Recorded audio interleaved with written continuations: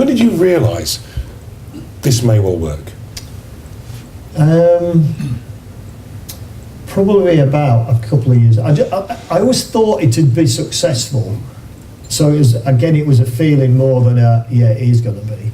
But probably about 18 months, 2 years in, and I think all businesses get a tipping point as well. When you're pushing and you're thinking, and what we didn't used to, when we first started, you didn't get a lot of what I would call high quality kind of advertising. It was a bit of cheap advertising, and you didn't get the kind of brand names that you see in Metro today.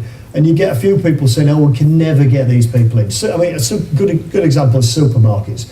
We pushed like mad to get supermarkets in, and they would not advertise with us. They didn't think we were value for money because we've got a reasonably high advertising rates, but they didn't think we could do well. So we did stacks and stacks of research, and we went out into the market to kind of find out. And guess what?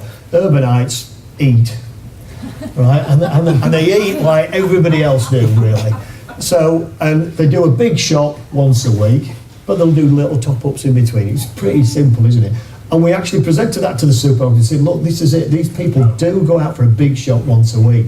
And lo and behold, Sainsbury's said, oh, we'll give it a go. And we actually experimented with Sainsbury's, to be honest with you, gave them a chance to come in as well. They came in, guess what? Tesco, I don't listen to me from Tesco's followed straight away. Asda followed that straight after that. Morrison's, who I've done quite a bit of work with, they've started to come in now. And they just all spilled in after that.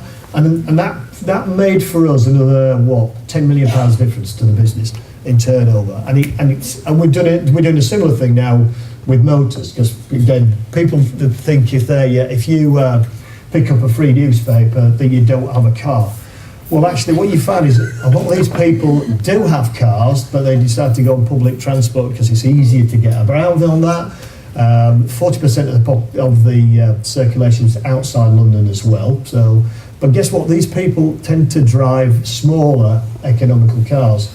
Now, what's the biggest growth area of cars at the moment?